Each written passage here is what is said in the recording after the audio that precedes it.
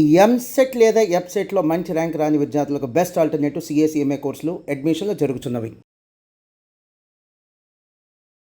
నమస్కారం, మీరు చూస్తుంది సుమన్ టీవీ. నేను మీ కీర్తి. నాతో పాటు ప్రముఖ ఆస్ట్రాలజర్ బ్రహ్మశ్రీ గౌరిగుంట్ల సురేష్ బాబు గారు ఉన్నారు. నమస్తే సురేష్ బాబు గారు. కీర్తి గారు నమస్కారం అండి. జూన్ నెలలో వృశ్చిక రాశి వారికి ఎలా ఉంటుందో తెలియజేస్తారా? వృశ్చిక రాశి వాళ్ళకి ఓవరాల్గా కనుక చూసుకుంటే సమ్మరి కొంచెం ఛాలెంజింగ్గా ఉంటుంది అనేది మనం చెప్పుకోవాలి. ఓకే, 2-3 కారణాలు ఉన్నాయి. ఒకటి, వీళ్ళకి అర్ధాష్టమ నుంచి బయటపడినా కానీ మే 14న గురువు వీళ్ళకి అష్టమంలోకి ఎంటర్ అయ్యారండి. అష్టమంలో గురువు అంత మంచిది కాదు. సో ఏ విధంగా బాగుండదంటే, మనం ఒకసారి ఇన్ డీటెయిల్గా కావాలంటే మనం ఉగాది రాశి ఫలాలు కనుక చూసుకుంటే అందులో గురువు వీళ్ళకి ఎలాంటి ప్రాబ్లమ్స్ క్రియేట్ చేస్తున్నాడో మనం చెప్పాము. ఒకసారి పరిహారాలు కూడా చెప్పడం జరిగింది కాబట్టి కొంచెం జాగ్రత్తగా అది ఒకసారి చూసుకుంటే బాగుంటుంది. బట్ ఓవరాల్గా వీళ్ళకి మనీ రిలేటెడ్ కానివ్వండి, లేదంటే జాబ్ రిలేటెడ్, పిల్లల విషయంలో చాలా జాగ్రత్తగా ఉండాలి. బేసికల్గా వీళ్ళకున్న జ్ఞానము, వీళ్ళకున్న స్కిల్స్, టాలెంట్కి తగిన జాబ్ కాకుండా ఇన్సిగ్నిఫికెంట్గా, ఇర్రెలవెంట్గా ఉండే జాబ్ చేయటం, అందులో ఇబ్బందులు పడే అవకాశం ఎక్కువగా ఉంటుంది ఈ హోల్ ఇయర్ అంతా. ఓకే, సో ఇది గురువుకి సంబంధించిన పరిహారాలు ఎక్కువగా చేసుకోవాలి. ఇది మనం ఉగాది రాశి ఫలాలు డిస్కస్ చేసుకున్నాం, బట్ ఒకసారి రిపీట్. అయితే ఈ మంత్ జూన్ మంత్ కూడా వీళ్ళు కొంచెం జాగ్రత్తగా, కేర్ఫుల్గా ఉండాల్సిన మంత్ అని మనం చెప్పుకోవాలి. ఆ తర్వాత ఎనివే బాగుంటుంది. బట్ ఏ ప్రకారంగా, ఎందుకని డీటెయిల్స్ కనుక మనం చూస్తే, విశాఖ 4వ పాదం, అనురాధ 1, 2, 3, 4 పాదాలు, జ్యేష్ఠ 1, 2, 3, 4 పాదాలంతా మనకి వృశ్చిక రాశిలో ఉంటాయి. మనం పేరు బలంగిన ప్రకారం చూసుకుంటే తో, నా, నీ, ను, నేను, యా, ఈ, యు అన్న అక్షరాలంతా కూడా మనకి వృశ్చిక రాశిలో ఉంటాయి. మనం ఒకసారి ఇందులో గ్రహస్థితిని బట్టి మనం కనుక చూసుకుంటే, సూర్యుడి సంచారం మిథున రాశిలో, బుధ సంచారం కూడా మిథున రాశిలోనే ఉంది, శుక్రుడు మీనరాశిలో, తర్వాత కుజుడు వచ్చేటప్పటికి సింహరాశిలో ఉన్నారు. So majority of the planets వీళ్ళకి పెద్ద అనుకూలంగా ఏమీ లేవు. ప్రతి విషయంలో ఛాలెంజింగ్గా ఉంటుంది. అందుకని వీళ్ళు ఆధ్యాత్మికంగా కనుక ఎక్కువగా టైం స్పెండ్ చేస్తే, అంటే కొన్నిసార్లు బయట సాధించేదంటే ఇంటర్నల్గా మనం సాధించుకోవటం చాలా ఇంపార్టెంట్ అనమాట. వీళ్ళకి సూర్యుడి వల్ల పీడం, ఏదో ఒక బాధపడే అవకాశం ఎక్కువగా ఉంటుంది. 10th హౌస్లో మార్స్ ఉండటం వల్ల ప్రొఫెషన్ రిలేటెడ్ మ్యాటర్స్లో దుఃఖపూరితంగా ఉండే అవకాశం ఎక్కువగా ఉంటుంది. శుక్రుని వల్ల అనుకోని విధంగా ట్రబుల్స్ వస్తాయి. ఓకే, అంటే 3 గ్రహాలు కూడాను అంత సరైన అనుకూలంగా లేవు, కొంచెం వీళ్ళకి ప్రతికూలంగా ఉన్నాయి. కాబట్టి చాలా బ్యాలెన్స్డ్గా ఆలోచించి డెసిషన్ తీసుకోవాలి. అందుకని రాశి ఫలాలు చాలా చాలా ఇంపార్టెంట్. ఇది చూసిన వాళ్ళకి, చూడని వాళ్ళకి ఖచ్చితంగా డిఫరెన్స్ ఉంటుంది.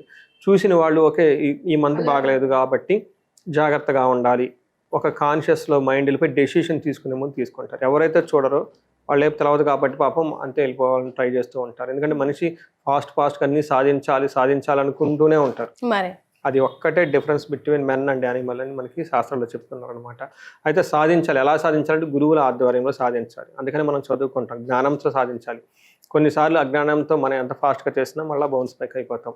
ఇది ఎందుకు చెప్తున్నామంటే, ఈ రాశి వాళ్ళు ఆలోచించుకొని 1-2 సార్లు నిదానంగా ఇంపార్టెంట్ పనులన్నీ పోస్ట్పోన్ చేసుకుంటూ, క్రిటికల్గా కొత్తగా వచ్చిన వాళ్ళని దూరంగా పెట్టుకుంటూ, ఎక్కడ రిస్కీ కాకుండా ఒక టైం పాస్ కనుక చేస్తే బెస్ట్.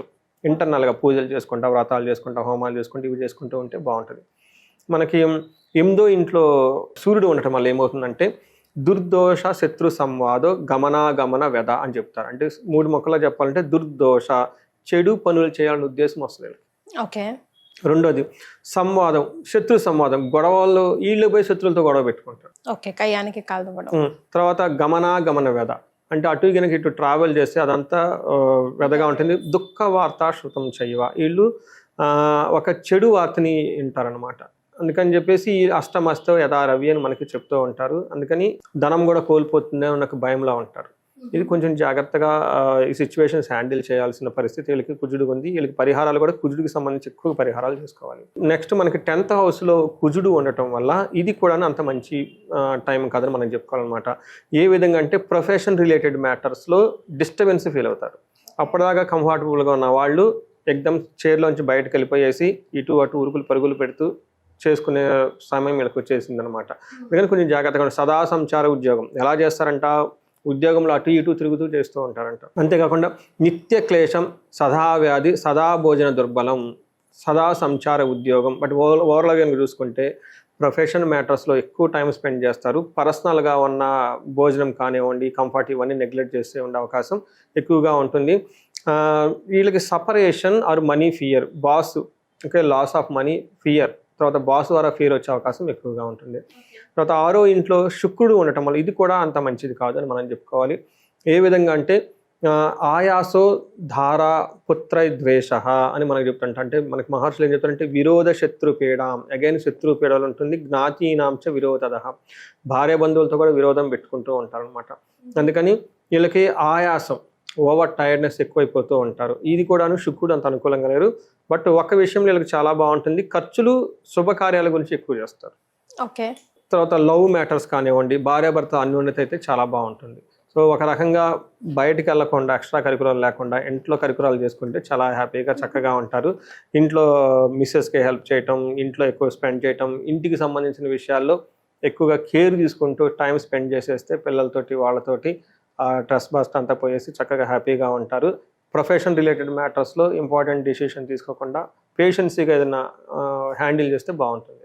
మరి నక్షత్రాల ప్రకారం ఎలా ఉంటుందండి వృశ్చిక రాశి వారికి? సో నక్షత్రం ప్రకారం కూడా వీళ్ళకి మిక్స్డ్గా ఉందండి, ఎక్కువగా సపోర్టింగ్గా లేదని మనం చెప్పుకోవాలన్నమాట. మనం కనుక చూసుకుంటే విశాఖ నక్షత్రం వాళ్ళకి ఫస్ట్ క్షేమంగా ఉంటారు, ప్రొఫెషన్లో ప్రమోషన్ వచ్చే అవకాశం ఎక్కువగా ఉంటుంది, రాజ్య లాభం అంటే అధికారం ఎక్కువ వస్తుంది. ఓకే. ఇది ఒక్కటే పాజిటివ్గా ఉంది. అయితే వీళ్ళకి దరిద్రము, భయము, రోగము చూపిస్తూ ఉంది. సో అది డబ్బు లేకపోవటం కానివ్వండి, హెల్త్ వల్ల అయితేనేమి భయపడే అవకాశం ఎక్కువగా ఉంటుంది. తర్వాత అనురాధ నక్షత్రం వాళ్ళకి రాజ్యలాభం ఉంది, అంటే ప్రమోషన్స్ వచ్చే అవకాశం ఎక్కువగా ఉంటుంది. పరవాసం ఫారిన్లో వాళ్ళకి కూడా అనుకూలంగా ఉంది. బట్ ఛాలెంజీ, దరిద్రము, రోగము, అతి భయము చూపిస్తూ ఉంది. తర్వాత జ్యేష్ఠ నక్షత్రం వాళ్ళకి రాజ్యలాభము, పరవాసము ఈ రెండు పాజిటివ్గా ఉన్నాయి. బట్ నెగిటివ్ ఎక్కువగా వీళ్ళకి దరిద్రము, అతి భయము, రోగము చూపిస్తుంది. అంటే ఓవరాల్గా వీళ్ళ చుట్టూ జరిగే వాతావరణం వల్ల చాలా చాలా కొత్త విషయాలు ఒకేసారి జరగకపోవడంతో భయపడుతూ ఉంటారు. అయ్యో ఏమవుతుందో అన్నది దాని గురించి హ్యాండిల్ చేసుకోవాలి. అనురాధ నక్షత్రం వాళ్ళకి గాయాలయ్యే అవకాశం ఎక్కువగా ఉంటుంది. విశాఖ నక్షత్రం వాళ్ళకి కూడా గాయాలయ్యే అవకాశం ఎక్కువగా ఉంటుంది. ఈ 3 నక్షత్రం వాళ్ళకి కొంచెం శారీరకంగా గాయాలయ్యే అవకాశం ఎక్కువగా ఉంటుంది. బట్ మిగతా అన్ని విషయాల్లో బాగుంటుంది. ఇప్పుడు చెప్పిన విషయాలు మాత్రమే మిగతా అన్ని విషయాల్లో బాగుంటుంది అని మనం ఇక్కడ అడ్రస్ చేసాం కాబట్టి. బట్ వీళ్ళకి మనకి ప్రాపర్గా ఆధ్యాత్మికంగా ఉండటం చాలా చాలా ఇంపార్టెంట్ అండి. సో ఎలాంటి రెమెడీస్ సూచిస్తారండి? వీళ్ళకి నవగ్రహాల చుట్టూ ప్రదక్షిణ చేయడం చాలా చాలా ఇంపార్టెంట్. ఇంకా నేనేం చెప్తానంటే ఎవరైనా కనుక చేయగలిగితే కనుక కుంభకోణం నవగ్రహాలు విజిట్ చేస్తే చాలా చాలా మంచిది. 2-3 రీజన్లు ఉన్నాయండి.